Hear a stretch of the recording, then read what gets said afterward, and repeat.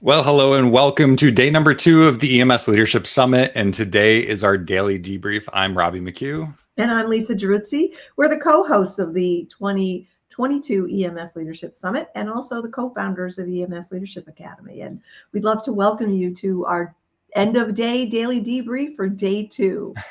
And we are halfway through the day. So folks that have their all access pass, we have over 40 speakers this year with different sessions premiering every day this week. So if you haven't gotten your free pass, check out emsleadershipsummit.com and you'll be able to sign up there.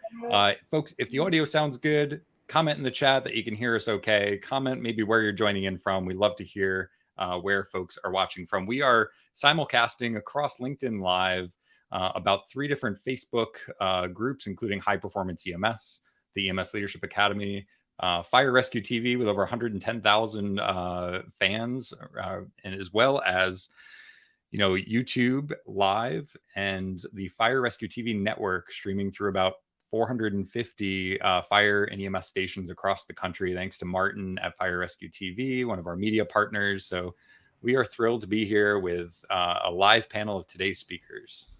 And I just want to encourage people who are watching, we're going to have, in a few minutes, we're going to invite the speakers from today who were able to join us. And so, feel free to use the comment section to ask questions or share insights that you've had.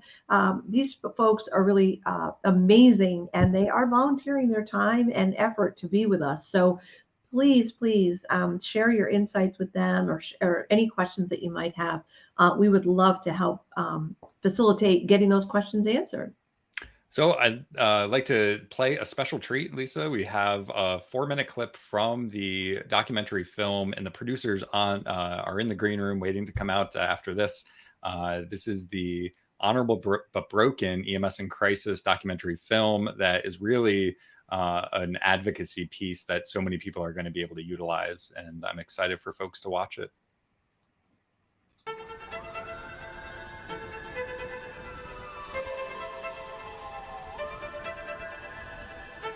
I worked in New York City in spring of 2020, and we were pretty hard hit. It was kind of like a 9/11 every day.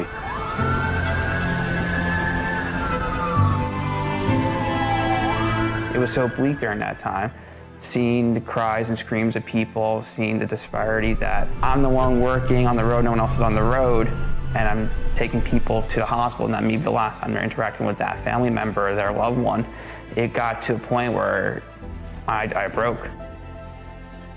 You can freak out in the ambulance, and then when we're inside, then we're calm and collected because we have to reassure them that we're there to help them, and then that we know what we're doing. And even if inside we're oh my God. When the pandemic hit, many people worked from home. That wasn't an opportunity that 911 EMS was afforded. They're the 3rd uniformed service. Their job is as dangerous as police and fire. They have been right up in the front lines taking care of very sick COVID patients, constantly exposed to infectious disease.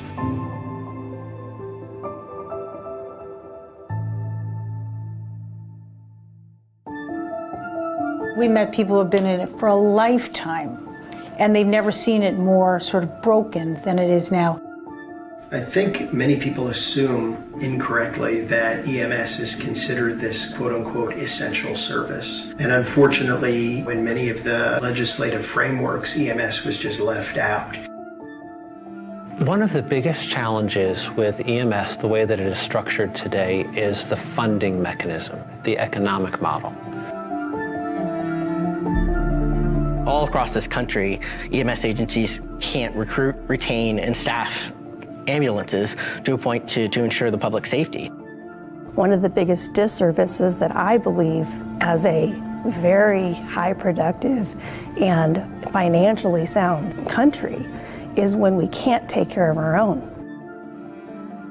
I believe our rural areas are the alarm sounding. We want people to know that this is a crisis that they need to pay attention to. Particularly rural areas don't have the required EMS coverage. When someone calls 911, there's no assurance that they can get an ambulance. People always want to talk about the cost of responding to the call, whereas we should be talking about the cost of readiness to respond to the call. We need to have full-time paid personnel that get adequate salaries, who have chosen this as a profession. This is a noble profession.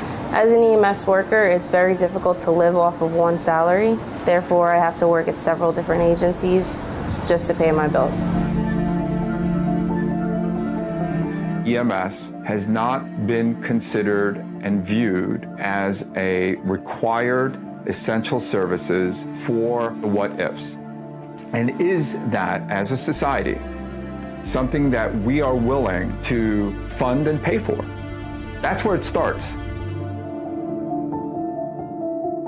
All we're doing with essential services is saying that this is a critical piece of public safety, much like fire and police, and that we want a bill to be able to make sure that this essential service gets funded appropriately and it can deliver the service that the public expects. It doesn't translate into money per se under state law to simply call something an essential service.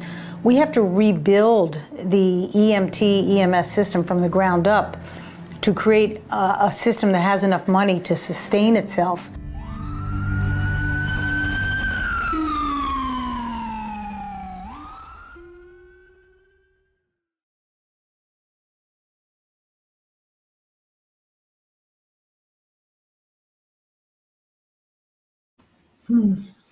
Such a powerful video, and we are here with the co-producers of that film, Bryony Gilby and Rich Diefenbeck. Thank you both for being here with this powerful message. And thank you both for the work you're doing. I'm very close to tears, so please take it. Oh, thank you. We're so honored to be here and to have this platform to see, what EMS is doing and to get feedback and to just be a part of this amazing community. So. You should see the full documentary when it's going to be done. It's going to be beautiful. So we're really looking forward to completing this film. It's really extraordinary. I'm looking forward to seeing it and having people be able to share it with others and truly see what people are dealing with and the way in which the system has been really built in not with sustainability in mind.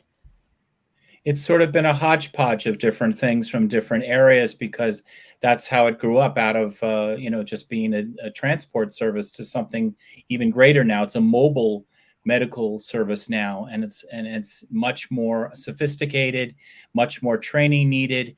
And we have expectations that it's always going to be that way, but we've been running into a huge crisis, as you're well aware of, and as you deal with on a daily basis. And we need to make sure that everybody's aware of that and that there's legislation that is put in place to change and to bring it to where it needs to be. And here we've featured the work that you've been doing in one of our virtual booths in our exhibitor hall, so folks can check that out and access resources if you're interested in supporting this project, from a crowdfunding campaign with direct donations to a letter that we drafted that we are encouraging agencies across the country to use to their associations, to their agencies, and ask them to help fill the funding gap to fund this project. You also shared a really emotional video with us, and that has not been seen before in this booth as well. One of the things that you haven't seen that's also in the film is the actual mother of a EMT. That's the clip that we have on there now. So we're about to see that. Mm-hmm. Right. So that'll be in the virtual exhibitor hall. Folks want to check that out. But an interview with John Mandello's mother, and talking about her grief and her loss from her son who died. I mean, that's obviously an extreme case, but it's not unique, unfortunately. We've had several other families reach out to us on social media to say they went through that. And even if it wasn't that extreme, there certainly are plenty of people in EMS who are struggling with mental health issues, as there are across the general population, and certainly 911 responders, but they just don't have the access or the finances to be able to afford appropriate care, and that's just criminal. Sure. And that pay parity and health benefits need to be more equitable across all three lines of the 911, police, fire, as well as EMS. What we've discovered is how flexible and how capable EMS is. being kind of boots on the ground and really filling in gaps as needed. And, you know, we should be celebrating that and financing that as opposed to underfunding it. Absolutely. As somebody said, EMS is one of the only unfunded safety nets out there. There's plenty of healthcare safety net programs, and unfortunately, there is little to no federal funding outside of direct reimbursement from CMS. And we certainly have experts in the green room waiting to talk about that. I know Maggie Adams is with us. You'd mentioned pay parity and the pay disparity across public safety. Today's lineup, we have Walter Adler in the EMS packet of New York City, who has been doing some phenomenal things that are grassroots efforts to help educate elected officials and join across silos to unite and help raise awareness. Right. I mean, I think he was talking about, if I'm not mistaken, about communication, not just communication between EMS. You know, it's sort of a siloed service that needs to improve, and then communication between EMS and the public. And that is sort of where we see ourselves coming in as spreading the word that something needs to be done. People just are unaware, completely unaware. Yeah, I mean, when you've grown up expecting, you know, dial 911 and it's going to be there, you know, most people don't know, you know, or you have a car accident or something and, you know, ambulance shows up, right? They don't know all of what goes in behind. And a lot of people don't know it's not an essential service, or that it's not funded correctly, or, you know, that insurance companies can just say, oh, no, we're just going to reimburse you this amount of money, and only if somebody gets transported to the hospital. Like, there's so many factors, and like you said, you know, people just don't know, and I'm really looking forward to more people knowing about this documentary and being able to point to it and use it as a way to educate not just the elected officials but the public, so people can rally behind this.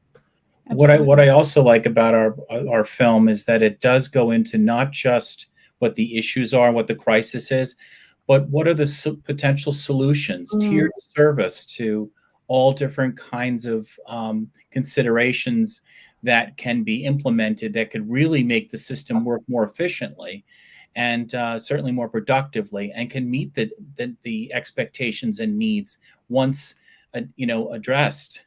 I think that's the most important thing, is that we're not just raising a problem and the awareness here, but we're working with people that are offering solutions and working with those people to resolve these issues. That's great. I think that's so important to highlight that. And I just say that I'm thrilled that all of our presentations have that in common. They're all facing forward, you know, not that people aren't denying the problems, but really focusing on what do we need to do? What are the solutions? What are some ideas? You know, our theme this year is advocacy, innovation, and inspiration. And at the risk of patting us on the back, I really feel like we've achieved that with the lineup that we have this year, and certainly not the least of which is what you've presented and what you've shared with us in your booth. So thank you so much for that. Thank you for having us. I mean, Yes. Leadership is key. I mean, you know, that is absolutely essential. So And something else I'm sorry, Robbie, something else that's just been missing in this service is, as far as, you know, from our perspective, and that's how we started EMS Leadership Academy to begin with 10, 12 years ago, was there was no direct training in leadership in EMS and fire service and police service. You know, you walk in, you know, these are the steps you need to take. These are the classes. In EMS, not the case. So, you know, having strong leadership and people with the kinds of skills that can cross silos, can, you know, speak to all the different issues is just an essential aspect of this. And one of the things that we talked about with Bruce Evans is I think it's called the Lighthouse Program. Is that the right? Mm-hmm. Where he's training people in EMS to become politicians. And that's, you know, tremendously valuable. I mean, that's a big deal. Of power. And also making sure, as we talked to Dr. from, you know, putting together uniformity, making sure that all of these EMTs and EMS workers are trained on the latest technologies, and they know where to take the patient to the best place that has the best services, that are going to meet the needs of that particular patient. That it's not just a one size fits all, but it's ready to adapt to whoever the person is that's being treated.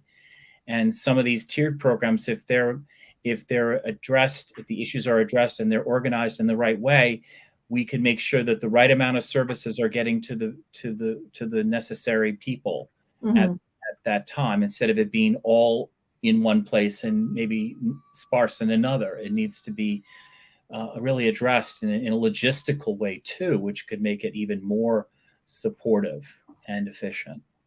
So I'd like to bring in some of our other speakers that are in the green room. We can continue this conversation. Yesterday's conversation, we talked a bit too about EMS being seen as infrastructure. Politicians seem to get behind infrastructure, and it would be great if we can help continue to spread that message and see it as an investment in your community. I'd like to bring in John Puryear. He actually sits on the NEMT's legislative committee with Matt Zavatsky. Yes. There we go. Thank you. So, John, welcome. And I'd also like to bring in Maggie Adams. Maggie is a board member with the Pennsylvania Ambulance Association and also founder of EMS Financial. So she is well tuned to the reimbursement and the challenges that she's talked about in today's session. Maggie, thanks for being here. Thank you. It's a pleasure. I only hang with the coolest kids, so look who I'm with.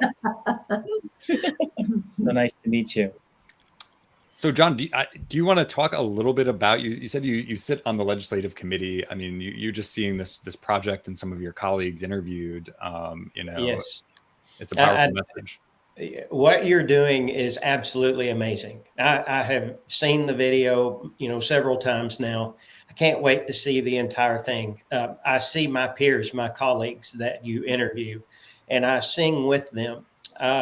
We had our day on the Hill, EMS Day on the Hill, and we were having to do it virtually again because COVID still. But we usually go there to Washington, D.C. and meet with them.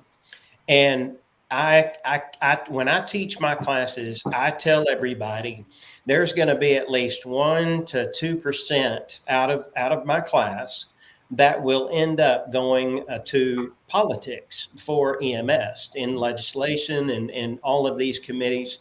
We need more than that. You are absolutely right. We have got to hit it at the legislative level. I lived in a big city right next to DFW Airport. When I called 911, I had a fire truck or an ambulance, either one, showed up within 2 minutes. Okay. Then I moved out into the country to where I was the county ESD fire commissioner, sat on the board. It takes me 30 to 40 minutes to get an ambulance to my house. That's lucky if I get it during that time. Sure. You were talking about the rural areas. Man, y'all are spot on, man. Well, those are ironically the areas that need EMS the most because they're furthest away from a hospital. It's not only furthest away from a hospital. I was speaking of Dallas. I was before the pandemic. I did the Texas EMS conference, and I did a session on rural documentation. And a wonderful woman came up to me, and she was a paramedic, and she said, "My 75th birthday is next week." And I'm like, "Happy birthday!" And then it hit me. And you're in uniform. Oh, so wow. at 75 years old, which more power to her, that number's not so terribly far away. She is out there working because there is no other option in rural Texas. It's a medical desert. And our EMS providers become the first line of they are healthcare. They are healthcare on all levels. And yet we think we don't have providers in the urban areas or suburban areas. Rural is much, much worse. And there's an aging of the providers. There's not the money to fund them. And of course, the money to fund and reimbursement and money is always my perspective. How can you sustain anything for our farmers, for our people in rural areas who are essential to the rest of our daily lives? It's a difficult go. And that's just one small piece of the puzzle that I'm sure is part of this film. Oh, absolutely. I mean, I think it was Matt Zavetsky, who said, if you don't have an EMS person arrive in time, people will die. Yeah. And so it becomes, not what is a human life worth, but I think for a politician, what is a human life worth? At what point do you say this is untenable? I mean, part of this is just having conversation. I think that's what EMS on the Hill was all about, was having a conversation in the legislature about this issue. And it's not so much to ask. I don't know. And it has to be at the community and state levels as well as the national level, because the problem is this isn't in one part of the country. This is a national issue, and it's in everybody's backyard. Right. And just that, Pennsylvania has done a session here. I'm very proud of the work they've done in Pennsylvania. That wasn't my work. That was other members of the board who I think they know the office hours of all the state legislators because they have been there so often. But they also got a very grassroots provider involvement. The providers of the state showed up to the Capitol. Their vehicles were there. They were in force whenever they could be. See us, don't ignore us, please see us, see us, see us. We're suffering here. And on our comments, we have a fellow, John, you mentioned that your community lost a first responder and a firefighter on Labor Day. And I know that every one of us, our hearts are with you and our sympathies, but being able to get these kind of services to our people, mental health and support services, to get them paid well enough that they're not working, cobbling together so many jobs and becoming stressed beyond the pale of how to live in what is already a very difficult and stressful job. So our hearts are with you. Unfortunately, it's a story that is appearing far too frequently, and it's why a film like this really is long overdue to be made. And I'm so eager to see that voice get out there and people understand more of what's going on. Absolutely. Yes. I really hope too that the associations step up, because this is a massive, massive advocacy tool. And if we can have the National Association of EMTs help support and fund this project, if we can hopefully get maybe just an A-lister to endorse the documentary, and we get some notoriety from this, this will have massive national influence. And really, the National Association of EMTs, they have funding, and we just call on them to hopefully fund this project.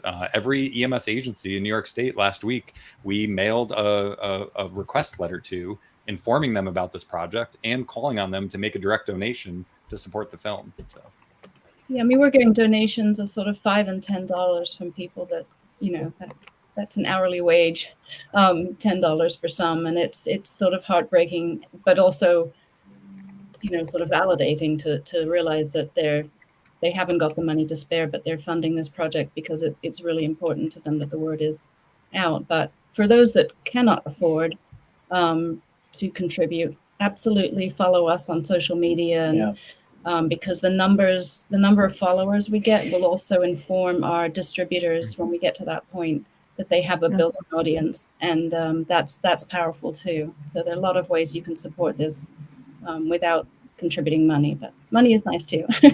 Nickels and dimes add up. And dimes. As you were saying, Maggie, about community, this can be seen by schools and local town boards. It can be run. It could be run in theaters where we have fundraisers. It's a tool that can be used to really raise awareness and hopefully change and inspire people to run for office, which is really an important thing. And we're just very grateful that we're reaching out and helping people, and they're responding to that. We want to keep going with it. We really want to keep pushing forward, because we feel this is so important. That's why we got involved in it. Bryony has 3 children that are EMS workers that really inspired her to really come up with the idea for this film. And she's worked so hard on it. So I'm just so grateful to be part of it, but it's something that is so valuable. And I'm glad to hear you say it. It really helps us feel good about what we're doing. Anybody can help. I have one other thought to throw in. Bryony, thank you for being the kind of parent who raised children who want to give back to their communities. I was just going to say the same thing. That's amazing. I feel like we got out as much as they got out of it. So they put in, I should say. That was terrible English. Sorry. That's all right. You can edit that out of your own film. It's give and take. I mean, the community is phenomenal. They're so generous and they're so kind and so funny. Great sense of humor, and they've supported my kids as much as my kids have supported them. So, I have my oldest is paramedic now, and she's very. She probably works an 80-hour week as well as doing full-time school because she just can't stay away. And then my son is an EMT, and my little one is taking an EMT course right now. They all came up through the volunteer system in our town. But, I think a lot of it is also, I think I talked about our neighbor, Dan Blum, who's in the film, who got Caitlin involved in the first place, and just, it was all she wrote, really. That was it. I didn't see her again for the next 13 years. That's another reason why it has to survive. That there is such a strong, people still have a very strong sense of commitment to community. And that's what EMS has always been. Yes, absolutely. It's meaningful work and it's honorable. And that's what our film is about. Yeah. It's honoring that and keeping them involved and engaged and supported more than ever, and to bring it to the next level. At the same time, we want to make sure that, the systems are being well funded, because we don't want people getting taken advantage of. I mean, it breaks my heart to see people working in healthcare that don't have healthcare insurance. For years, I've said that it's awful. The fact that federal politicians feel good about the AFG award, $220 to $350 million a year, they think going into local communities, and EMS gets access to at most 2% of that money. So they think that there's federal funding out there, and unfortunately, there's a bit of misinformation when it comes to, does EMS even have access to that money? So then it relies on the local communities to be very fragmented and deliver the care.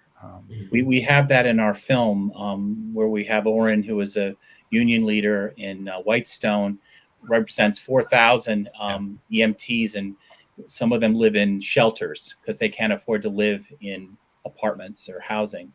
And we also have Eileen Mondello, who talks about her son, who was always struggling with, how am I going to be able to pay for this mom, and after he's working so many hours, having to change his clothes 4 times during COVID because of how much work he was doing. It's heartbreaking, and it's difficult. And we have to raise people's awareness and shake them out a little bit and say, you know what, this is serious. This is not something what we can just kind of gloss over and wait to deal with.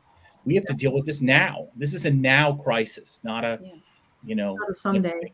And not just for people in EMS. I mean, for everyone who calls for EMS to help them. I mean, it's help us help the people that's helping you.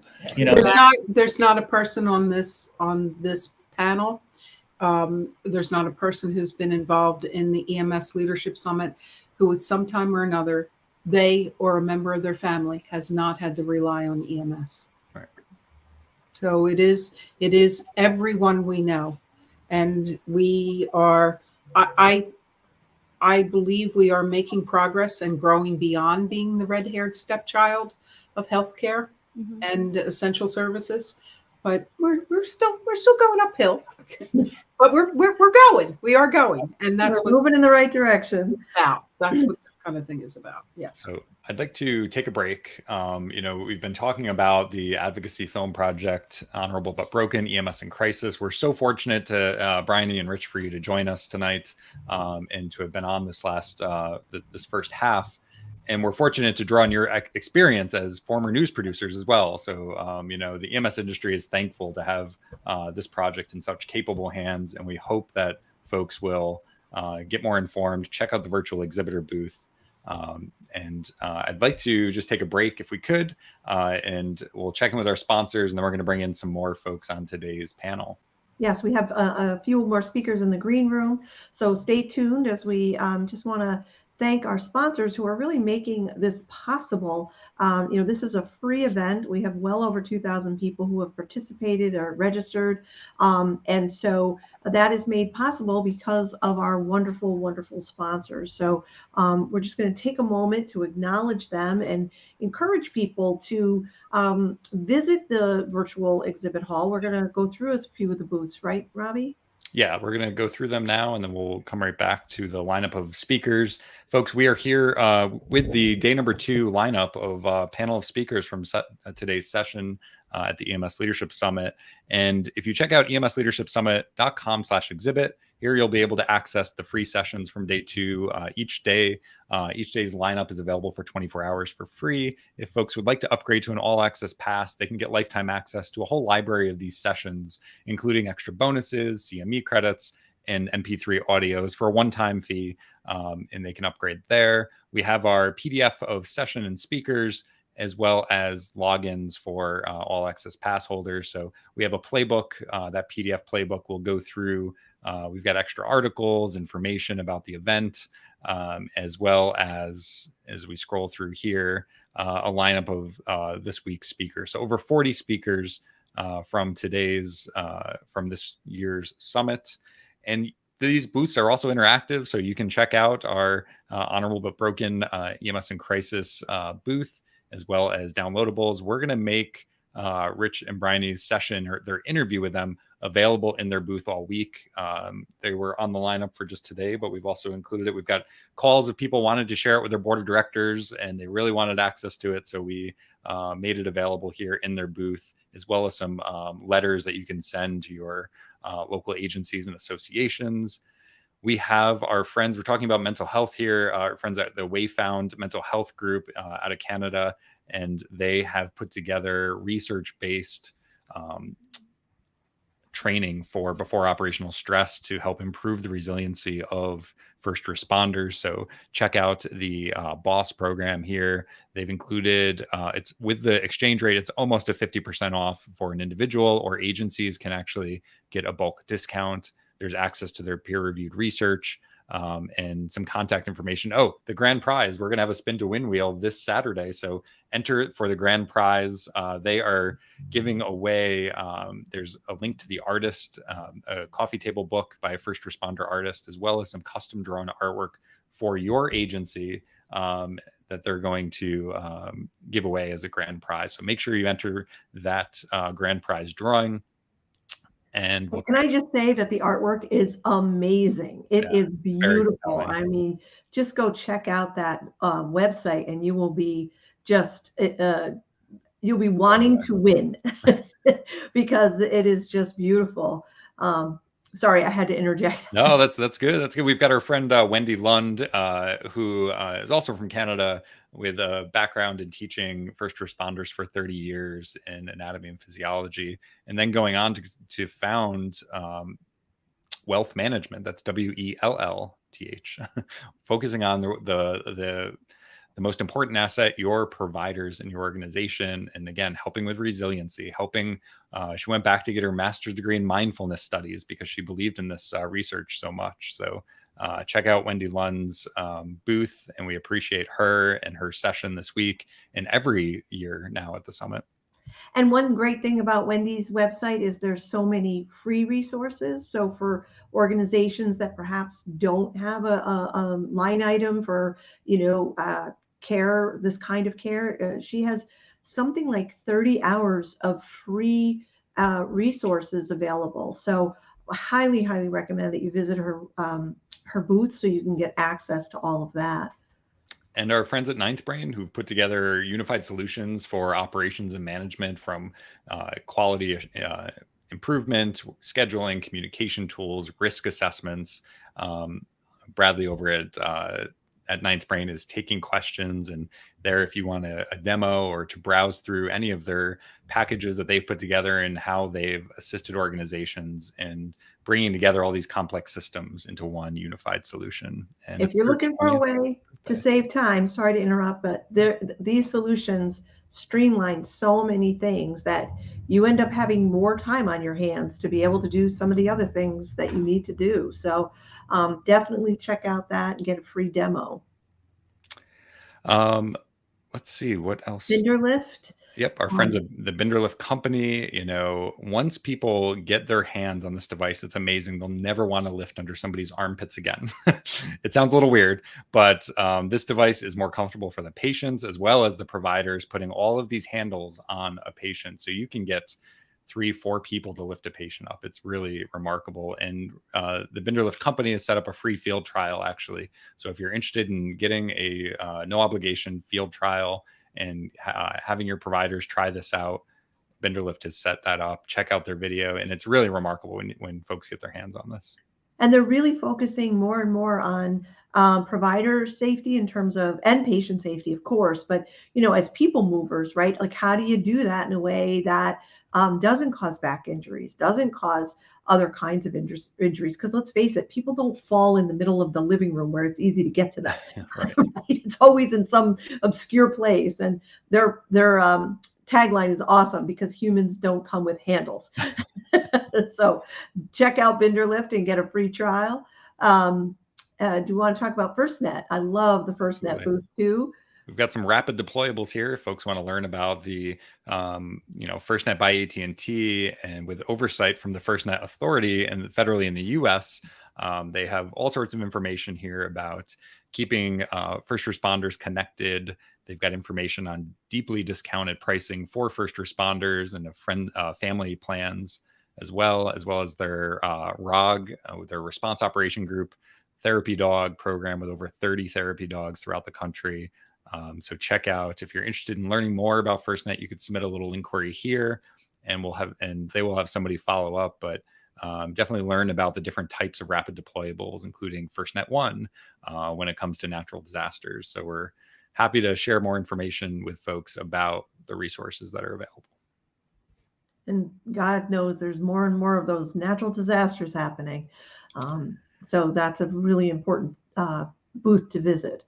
Yesterday, we heard from Dr. Victoria Reinhardt, and I know Maggie Adams' session actually talked about a little bit about social determinants of health, and in her presentation today, and Victoria was on with us yesterday talking about accreditation and the first mobile integrated health community paramedicine program standards edition that her and the rest of the committee has recently published through CAMS, and the power of accreditation in an organization. And I think it's just so powerful to find an organization that you don't have to reinvent the wheel. They've laid out a framework and a process, and it would be very beneficial for folks to get informed and to see the power of what it means to become an accredited program and organization. Absolutely. So important. Let's talk about our booth for a second. Sure. Just to remind people that we are doing a lunch and learn on Friday. How about that? In our booth, there's a 8-minute video where we talk about dealing with conflict and in reducing controversy, which is a huge topic that we get asked about a lot in organizations. So we put that free video there. And then there's information on an upcoming program that we're doing, EMS Leadership Live. But most importantly, just check us out. We're doing a lunch and learn where you're going to have an opportunity to have an interactive session with us talking about communication and how to, as a leader, communicate in ways that are just more effective and impact your recruitment and primarily your retention. So you get a $15 Grubhub voucher for registering and then attending. So who doesn't like food? Free food. Right. Food always brings people around, right? And check out Newton 360, Scott Moore's group here with apps to, keep people. And he mentions in his program actually tomorrow when he's giving his talk about data driving recruitment and retention. He talks a lot about engagement strategies and how to take the vital signs of your organization. So his company has partnered with several different platforms in order to create organizational vital signs and stay engaged with employees. And if there's ever a time to engage with employees, it is now, because there is such a crisis when it comes to personnel, and you do not want to lose your most valuable asset, your people.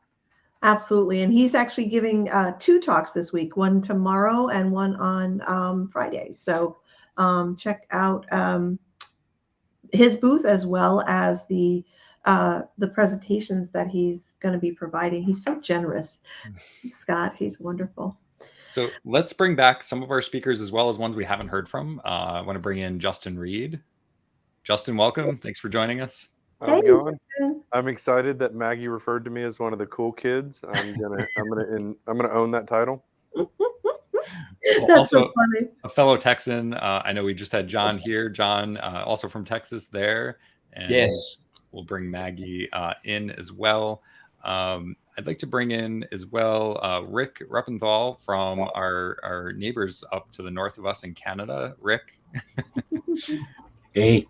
Thanks for being here. And Alexander Jabber, who's also going to be featured on, it was also featured on today's conversation. Alex, welcome. Hi. Great to have you with us. Nice to meet you. Nice to meet you.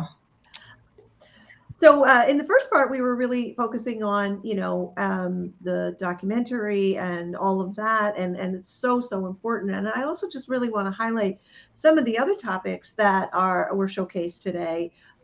Rick, you talked a lot in your presentation about, well, it's all about resilience, right? Finding the resilience in the system.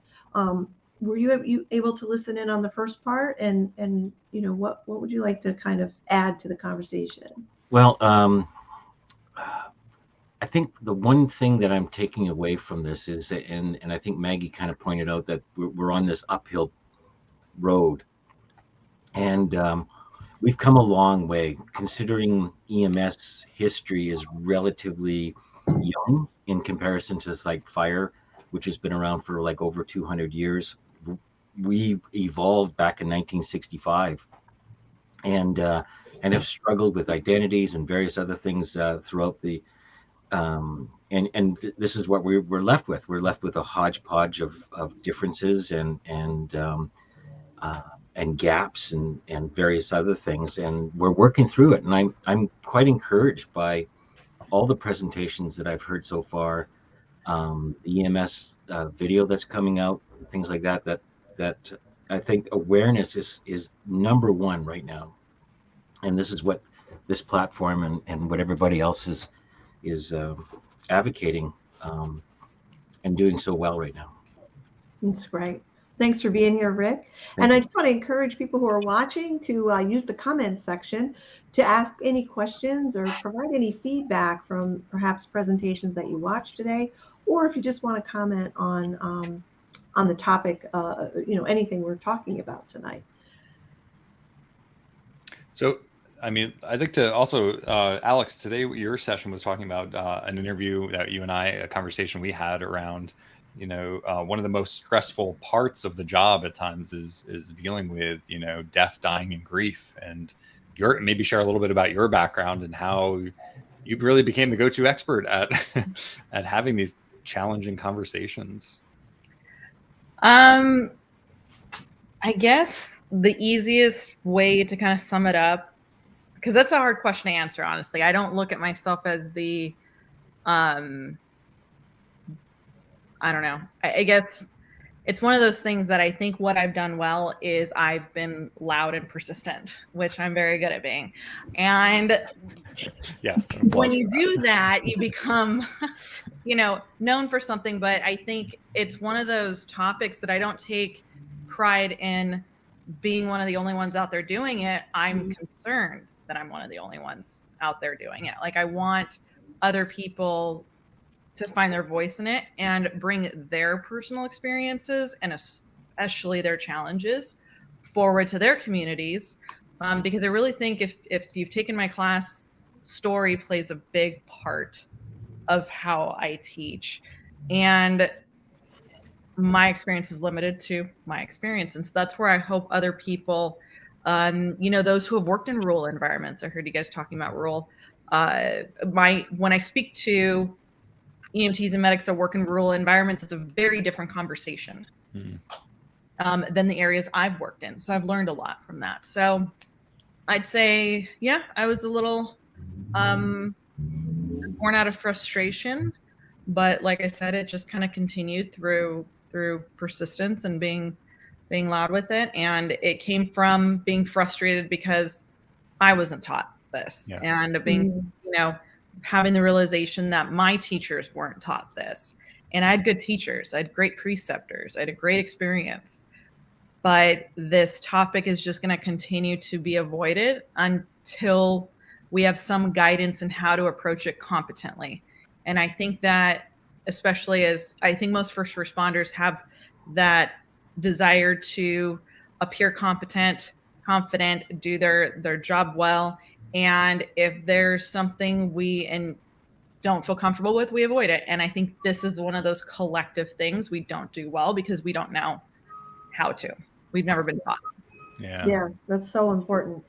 One of the things I said last night in the live, and I just want to reiterate, is I love how so many of our presenters have found a gap in something that wasn't being provided, right? And then took on, okay, this isn't being provided. How do I fill that gap? And that was what I was really struck by, Alex, with your presentation, was you saw there was a missing from your own experience and nobody out there doing it. And yet, you went and figured out how to do it as well as possible and teach others. And I just commend you and everyone on the panel for that, just your willingness to say, hey, something's missing or something's not working well. And how do we do it better? Right? What can I learn and what can I provide? Yeah. See a need, fill a need is a saying my friend taught me. And I always think about that. And I think there's lots of things that if we remind those that we work alongside and those that we lead, that they have the potential of doing it too. I think that's an important seed to plant as well, as if you see that potential in somebody, to encourage them, write that article for, GEMS or EMS World, put in your name for that conference, like make a CE out of it, sometimes people need that invite or they don't see themselves that way. So if you see it in them because you were once that person that just kind of had to overcome it on your own, then that's a way to spread what exactly you saw, is finding those people, that the gap finders, and then let them kind of find what's their passion and take it from there. Yeah. Well, I'm really glad too that we've got this panel on, because I see the connections I see between Alex and John. John, your experience in online education and really being an innovator and teaching national curriculum, and the conversation, Alex, we had was about how this is such a missing from the curriculum. So I just love that we can hopefully connect speakers here to kind of cross-pollinate these conversations and hopefully bring more educational standards out. I mean, there is only so much time that you have in a paramedic curriculum, which I think just goes on to further conversations about advanced degrees. And, you have a certain level of competence when it comes to becoming a paramedic in a certain amount of hours, but certainly there are plenty of other conversations in order to get somebody to a level of confidence and excellence. Absolutely. And I just want to, it's funny you said that, because I was thinking about Justin in our conversation about, creating a safe environment. Your program is about psychological safety and creating a safe environment where people feel like they can ask questions. They can say, hey, I don't know how to do that, and people are safe and feel cared for. Yeah. Now, I think one of the things that we're hitting on, and I kind of addressed in my talk, is like this idea of owning the environment that we've created, right? So over time, we've all sort of seen this and hinted at it, and the people here, we're working to address that. But I think one of the big pushes we need to do is focus on pushing this into the curriculum. So we spend so much time setting up unrealistic expectations that, hey, you're going to come, you're going to be a paramedic, you're going to do all this cool guy stuff, and you're going to be able to drop tubes and push meds and save lives. But guys, the reality is 90% of our job is people skills, right? And we spend so little time talking about that, talking about what Alex is like delivering bad news. We do that, and we probably do it horribly.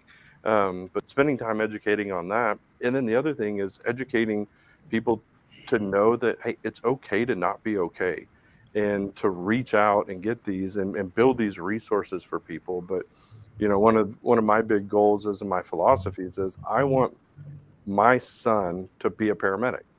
And a lot of people kind of take aback from that. And because you ask paramedics now, they're like, absolutely not. And so I come in, like in the video, talking about this, because everything that I do today, even being on this panel right now and talking about the things that we're talking about, is because I want my son to have a career in EMS that is an absolute fulfilling career. So that's what motivates me every single day to step up and serve our community, and stop seeing it as a stepping stone, and fix some things that are wrong with the system. And I don't think they're huge. We just got to come together around it. Justin, what you're saying is so relevant to what we've been trying to portray in the documentary, and that's that there isn't a structure there, and that there's no support for these young people that are trying to do meaningful work.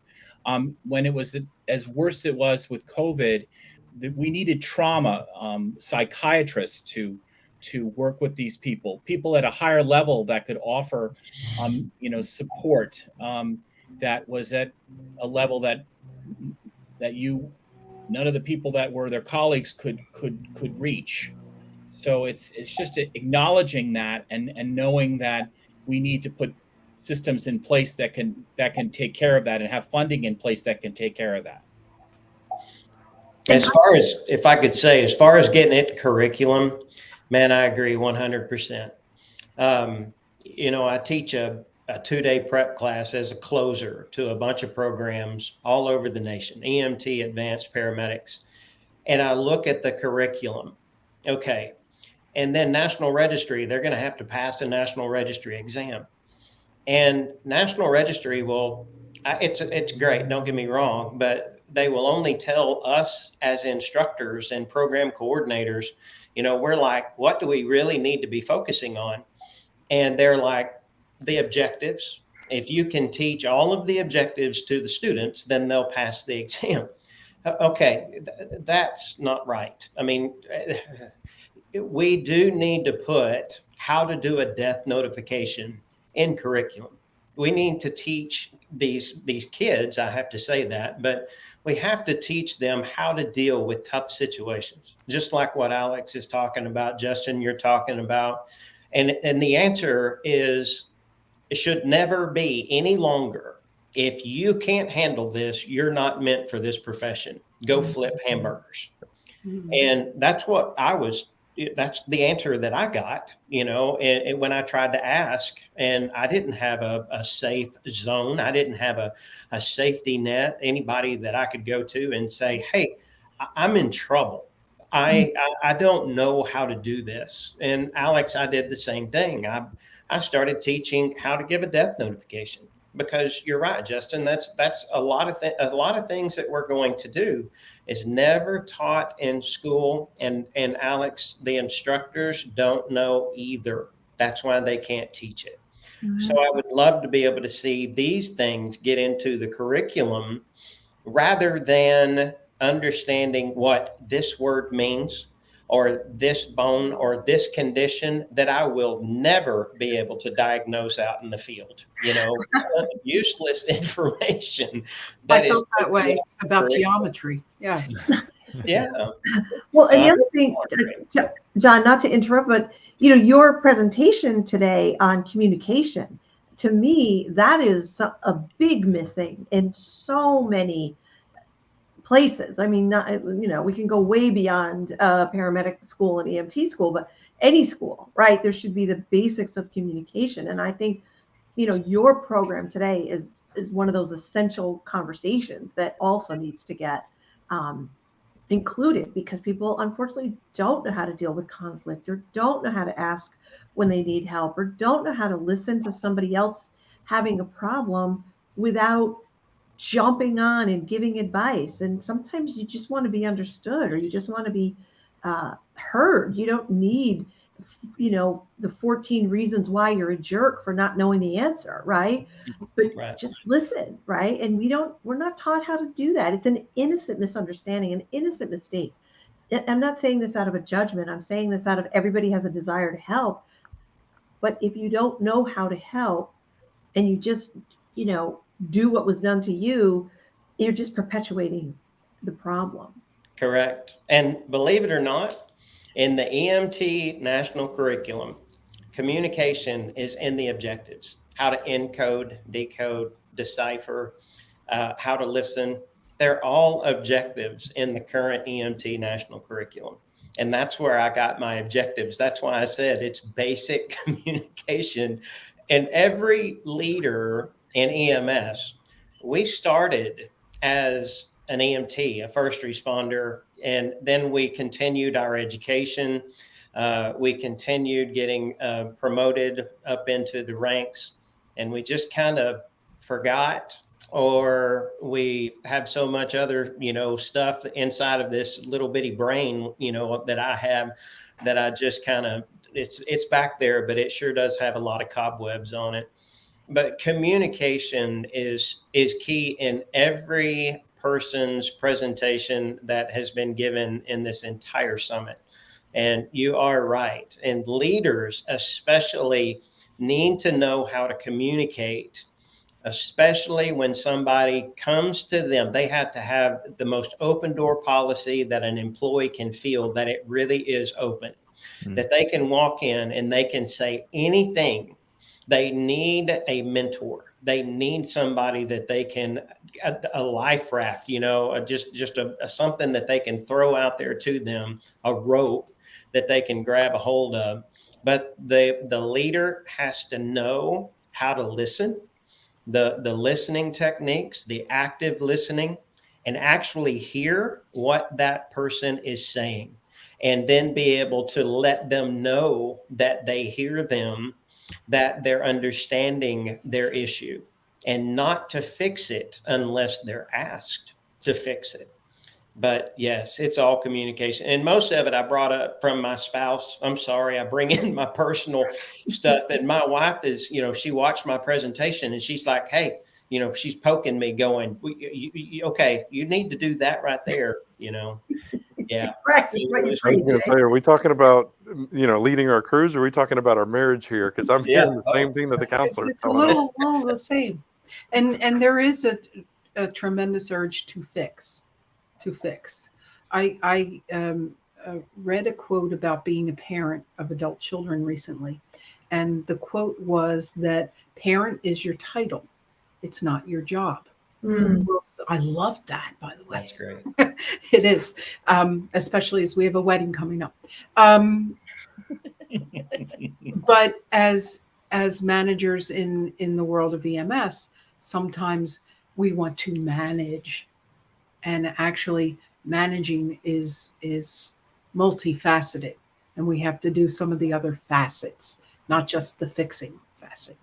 We have to have the title, not always the job, like being a parent. And Rick, I'm going to bring you in here as a coach. You and I are both coaches. I love your take on this as far as, a leader as a coach versus the sort of traditional way that people relate to leadership, as Maggie was just talking about just fixing, or, my way or the highway. Right. And I think there's a distinction between managing and leadership that I think needs to be, expanded on, because when we look at managing, when I hear the word manage, I hear managing assets.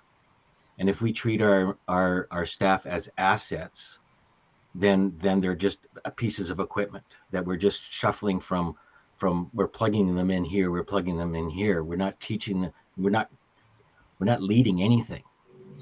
And there's an obvious disconnect from that, right? Because then, when you talk about leadership and communication, we're talking about investing time. investing in developing relationships. And I don't know what other EMS leaders' desks look like, but they look like a mess. And they're trying to manage a bunch of different things. And developing relationships seems to be the back burner. It's like, I have no time for that. And, but that's where we need to really flip it around. Mm-hmm. You know, let's face it. Our paramedics know how to respond to the call, pick up the patient, and take them to the hospital. I mean, that's the basics of everything, right? We tend to get in the way of that by tweaking our systems and managing and trying to figure out how to get faster response times, but we forget about the relationship side of things. And part of that is we're afraid. I believe that there's some fear in that. We're afraid of doing more harm because we don't understand it ourselves. So it's better to remain silent and just manage what I can. I'll just manage whatever I can on my desk. So I think we're making headways. I mean, it does start at the academy, 100%. But that takes care of people that are coming in. What about the 20-year vets that are still sitting at the desk that don't want to get out and engage? You know, we need to understand the behavior behind that, and I think there's work to be done that way. And various programs that consultants or coaches, you know, even programs like being more coach-like in a leadership role, help, like Stephen Covey says, help me understand what's going on behind the scenes,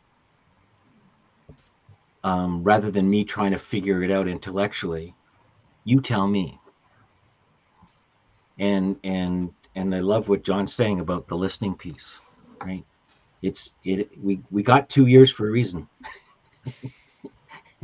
And I probably talked too much already. No, that was good. That was great, Rick. It reminds me too that on day 5 we have Dr. Angelo Caravaggio, a professor of leadership and with the Canadian history of a retired lieutenant colonel with the Canadian military, as well as Heather Edward from the BC, actually Vancouver Island, the BC EHS, together talking about the language of leadership and letting leaders know that they're not managers. They say that one of the worst things we did is we made management a verb, that they are leaders with management responsibilities.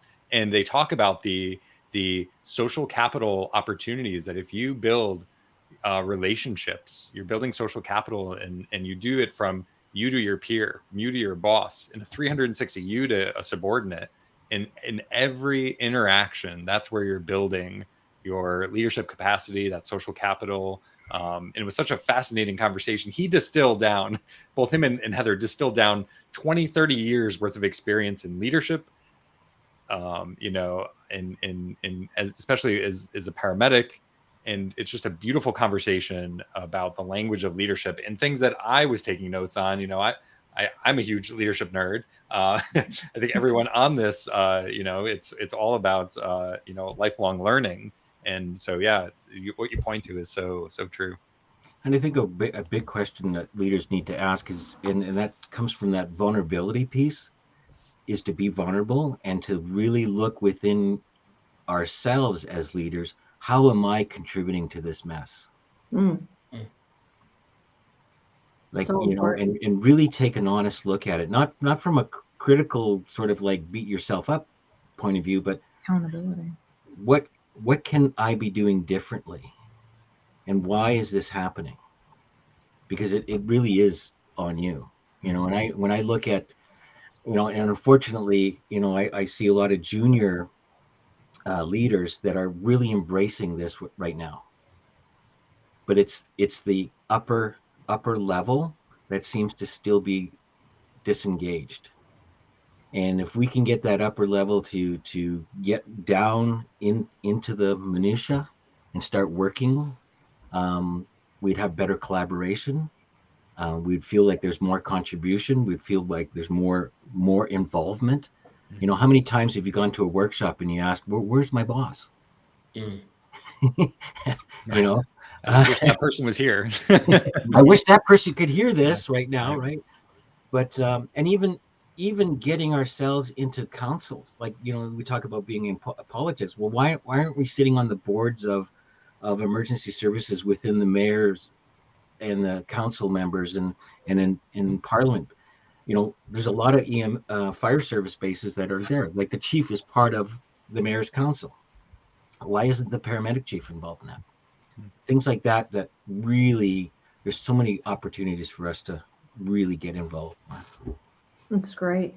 And I just want to say we recently did a safety roundtable. One of the things we talked about was psychological safety, and Dr. David Daniels, who's one of our presenters again this year, one of the things he said was, meeting Justin, he got very hopeful because Justin is a young leader. And I just want to acknowledge you, Justin, because you are, for me, so what's the word I want? Like, you're such an example of what we're all talking about. And, your presentation is just stellar, and just, who you are and what you're providing and the leadership you're taking is just amazing. So it gives me great hope. And I think, there's a lot of reason to be hopeful, because we're looking at who's coming to this EMS Leadership Summit, right? We're getting a lot of young folks, a lot of younger folks who are embracing this and wanting to be the kind of leader that they wanted, right? And being the leader that people want to follow. Yeah, no, and I think, going back to like some of my, I'm going to call it success. I'm not going to put myself up on a soapbox, but some of what I've done here goes back to, Rick, what you said, is like being vulnerable. And I think that's one of the things that my crews respect about me is I'm vulnerable. I share where my struggles are. And I truly do have that open door policy that we were talking about. And, 24/7, there's just not enough time in the day. But I tell my team, I said, when one of the providers steps into that office, that then becomes the most important thing on my plate, because I have to make sure that I address whatever their concern is before I go worrying about everything else. Because the second that they stop showing up is my litmus to say that I'm failing. And I say that, and then I'll say the other piece is, my biggest struggle is getting out there and rounding with the crews. Like, everybody keeps beating into my head, but then I'll make excuses for it, right? So I'm saying both aspects of it, but it's building those relationships. I promise you, I'll look back 10 years from now and I'll look at all my leadership failures. But for me, my most important goal is establishing relationships, looking for system problems, not people problems, and hoping that other people become vulnerable enough to share that, because that's how we drive the change in our system. Outside of the education component at the administration level, is stop beating these crews over the head for why they missed that tube, or IV success rates and response times and things like that, and figure out what's going on with them. Because 99% of the medics that are out there signed up for a reason. They're here because they want to serve. And if they have a bad day, we're like, oh, well, you did this or you did that. And it's easy to manage that employee for what they did wrong, instead of taking a little bit of extra time to figure out why it went wrong. How's things on the home front? How are we taking care of you personally? Did the system fail you because of that? And make those changes. It's easier to manage that person than it is to lead the organization through whatever that issue is. And that's one of the things I think I'm good at. And most importantly, and we've said it before, is like, be curious, not judgmental. We really like to jump into the judgment piece. And, we had a case, and because I know some of our staff are watching, I won't get into the particulars, but it was somebody called off because they had a sick kid, and there were some weird circumstances around it. And I was like, okay, are we being judgmental or are we being curious? I said, because how many times have the three of us had something really important and then our kids get sick, and we get it, but why is that not the same for them? Like, maybe their kid legitimately was sick, and hey, let's allow that to happen and not just beat them over the head. It's so hard to assume the best and get people to assume the best, that people's intention. And you're right, it's so easy to just jump to those conclusions. And I think all of this is just, a lot of our speakers have talked about slowing down, like physically, mentally slowing down before we jump to those conclusions. Or so spot on. Yeah. We all want the benefit of the doubt, but we don't often give people the benefit of the doubt. Sorry, Maggie, go ahead. I was going to say, one of the things I don't see it at the patient care perspective, but the classic battle cry is billing is griping that the documentation of the field is terrible, and the field gripes that billing is always on their back, and it is often just a lack of communication or a lack of understanding. So in your education, if you're doing something as to why does the crew have to document certain topics, not just the patient care, but those regulatory requirements that keep the payers that drive our train going, let them understand what that is. And if billing had some time with field providers and they actually had communication across, instead of being in silos, across the various aspects of their organization, that dispatch and billing and the field all understood that they're coming from the same perspective. They're all team patient, and they all want to make sure that that is taken care of, and of course, in my world, ultimately get paid for. But not knowing what the issues are behind it, so it leads to stressors, and that simple education, that simple explanation, that management and leading of the situation, of bringing the people together and improving that communication, diffuses so many problems, whether it is a patient care or something as more mundane but still critical to the organization, is the flow of the paperwork and the documentation and ultimately the money. And then I think as leaders, even when those crews bring those complaints, if you don't know, it's okay to say that you don't know, and then go ask a Maggie. Say, hey, my crews are complaining about this. What do you think? And it may be, no, that's for another type of something that we don't need. It was probably just turned on in your PCR. Hey, we can turn it off.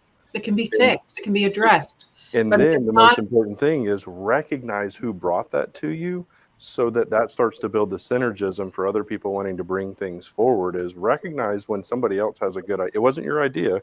You worked it out, but recognize that field provider that asked that question and then led to a change. Mm-hmm. Yeah, it's the communication. Like in real estate, it's location. In our world, it's communication. Which can be so challenging with such the construct of EMS organizations, because they're inherently designed to not even be next to each other, right? They're so dispersed. So it's really just this fascinating kind of conundrum of, looking at other industries and how do they solve it. And, I brought this to the Weatherhead Business School, and the closest they could find were the trucking industry, right? It's a very dispersed, it's like, how do you improve the communication? Because they're never interacting with somebody in an office in most situations. So it is fascinating to get outside of our own organizations and our own industry and try to look at, well, how are they tackling this over here? And that's what I love about this lineup of speakers. We have a lot of folks in the industry, adjacent to the industry. We've got journalists on this call. We have, 2 years ago, we had the CEO of a bank bringing some like the most resonant stories I can think about of how to be a great leader that we can all learn from. Robbie and Lisa, I do have to applaud you for putting all this together, being the fourth year. I'm sitting here and looking at everybody in this panel and everything that everybody brought to it, every word that has come out of everybody's mouth.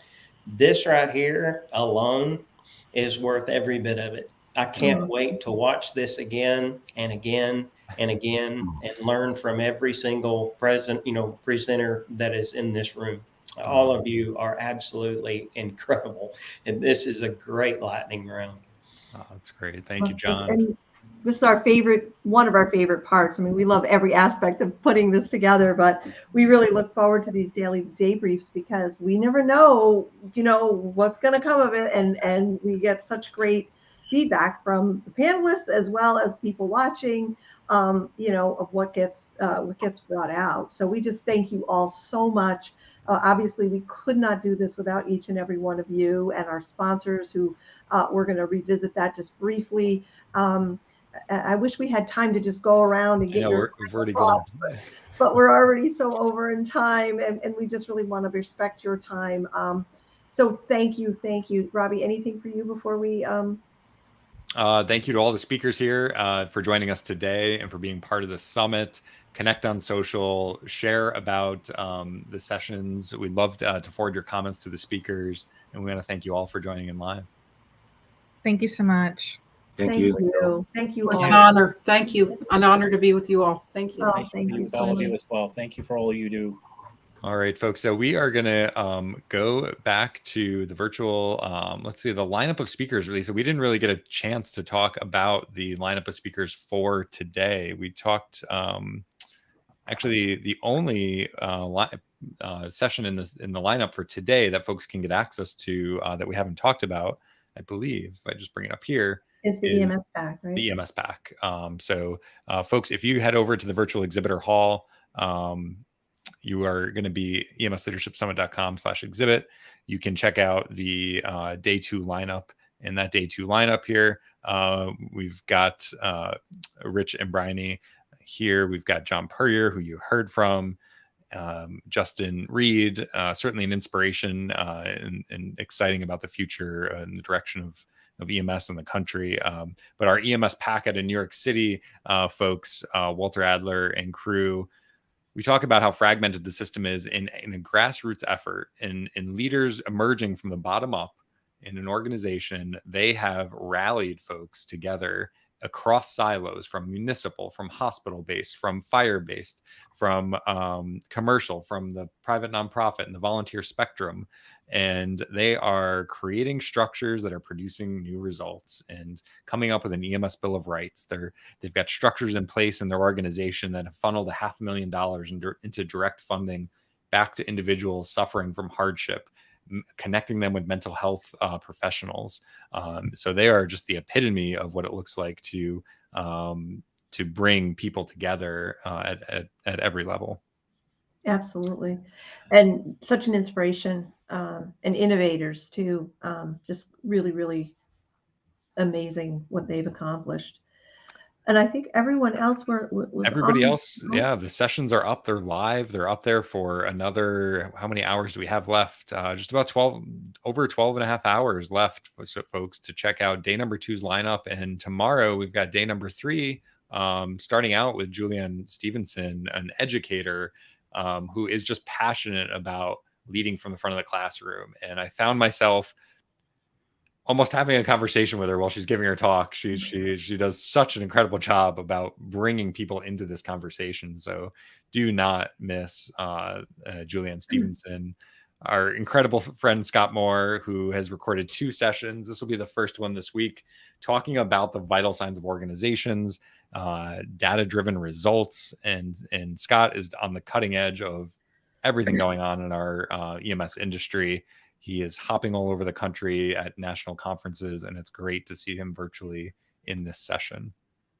Absolutely. And then after that, we have Duncan, who really shares his journey of feeling like a round peg in a square hole. And, a lot of people talk about that, feeling like a sore thumb, sticking out like a sore thumb. And he really offers a lot of insight into how to move beyond that worry and really make things happen. And he's had a very exciting career.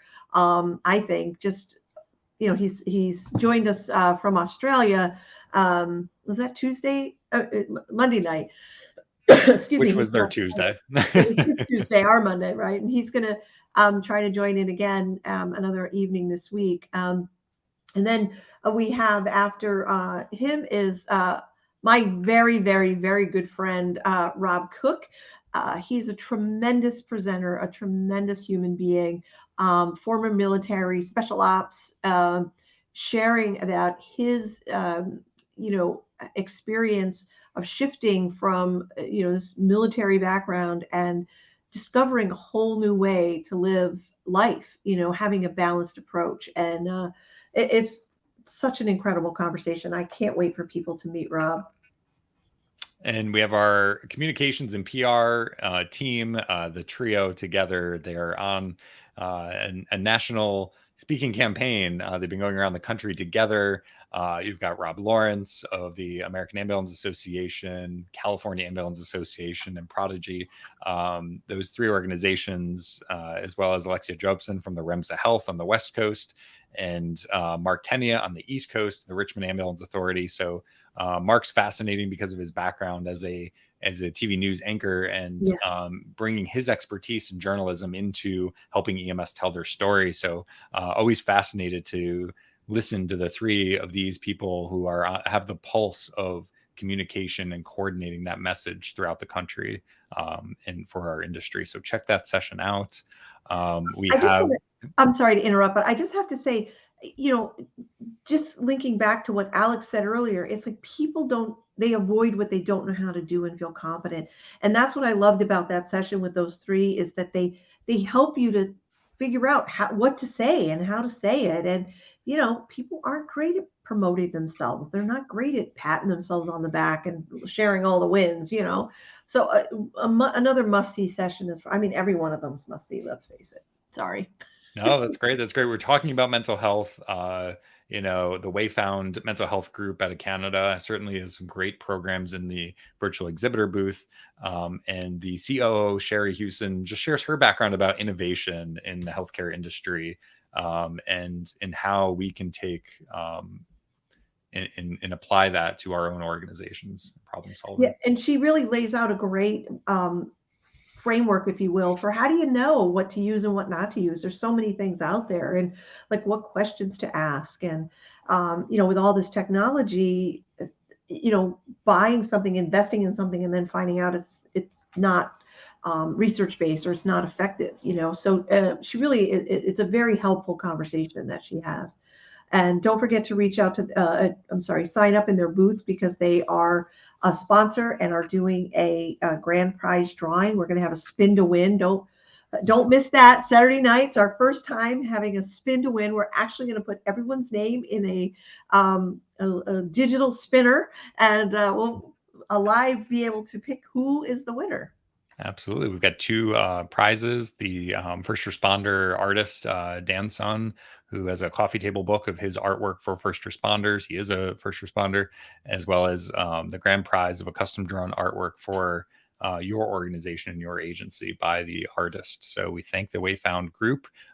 Check out their information on, their before operational stress program, building resiliency. If you're a Canadian citizen first responder, actually, they have funds to make that no cost to the first responder, which is exciting. So reach out to them.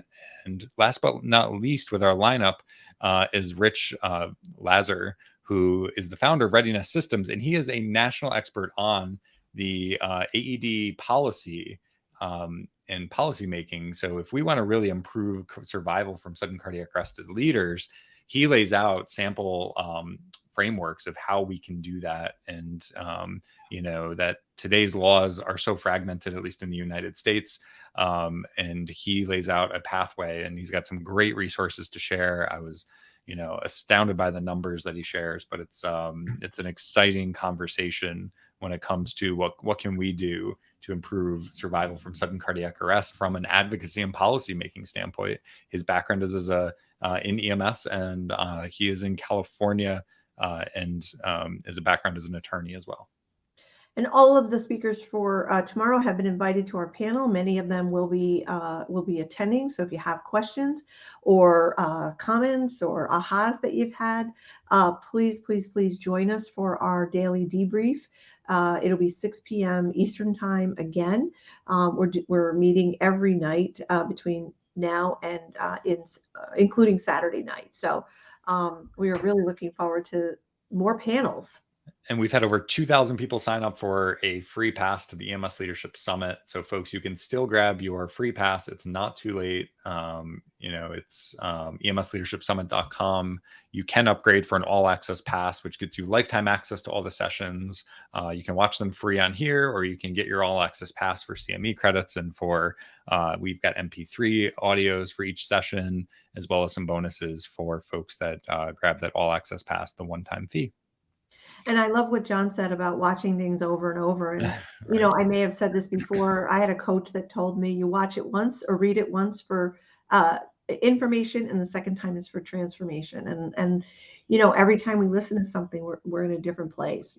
So having lifetime access really makes a difference, because you'll say, oh my God, I forgot that, or you'll be like, oh, now I understand.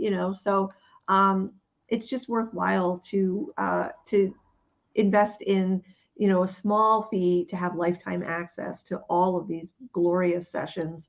And yeah, that's what I'm going to say about that. So we invite you to explore the virtual exhibitor hall. We have Citizen CPR Foundation, Resuscitation Academy in here with a co-branded booth of all sorts of free resources you can download. The Emergency Responder Safety Institute, making roadway safety a priority for EMS with free resources and trainings. The nonprofit group is phenomenal. And Dr. Candace McDonald is actually speaking this week from the ERSI, the Emergency Responder Safety Institute. So you can definitely check out what they are up to.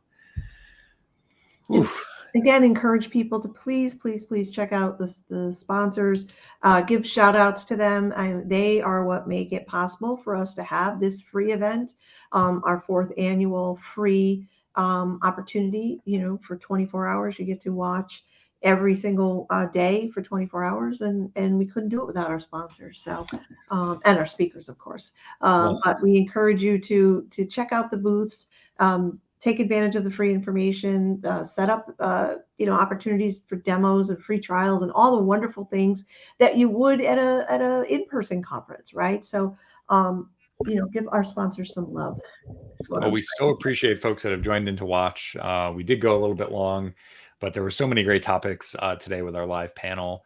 There's still time to check out the sessions, folks. Let us know if there's anything we can do to support you, and we will see you tomorrow. See you tomorrow.